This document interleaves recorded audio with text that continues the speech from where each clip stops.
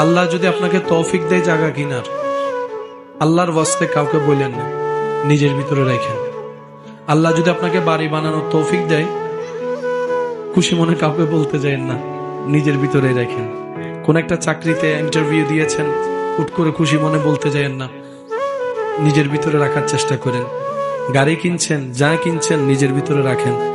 হয়তো আপনি যে চিন্তায় অন্যকে নিজের সুখটা শেয়ার করছেন, এটা অনেক সময় হয়তো হিতে বিপরীত হয়। কারণ কি, আমরা বেশিরভাগ মানুষ ভালোবাসতে না জানলেও হিংসাটা ঠিক ভালো করে করতে জানি।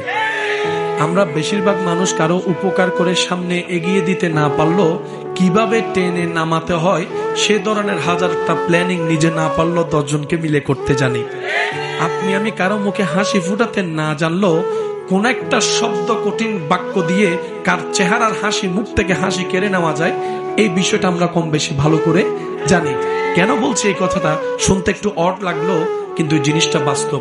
কারণ বদনজর বলো একটা শব্দ আছে, আর মানুষের কাছের প্রিয় মানুষের বদনজরটা একটু বেশিই লাগে, নজরটা একটু বেশিই লাগে। আর এই নজর ব্যাপারে নবী রহমতুল্লাহ আলামিন হাদিসে পাকে কিন্তু সাবধান করে গিয়েছেন। সেজন্য আপনার এই জীবন চলার পথে আপনার যাই আল্লাহ পাক দিয়েছেন, দিচ্ছেন, দিবেন, নিজের ভিতর একটু কষ্ট করে সেভ করে রাখার চেষ্টা করবেন। ঘটনা পরিপূর্ণ না হওয়া পর্যন্ত কাউকে বলার দরকার না, হয় হিংসুক বেড়ে যাবে, ঈর্ষাকারী বেড়ে যাবে, নজর দেনেওয়ালা বেড়ে যাবে, প্ল্যানিং করে নামানেওয়ালা বেড়ে যাবে।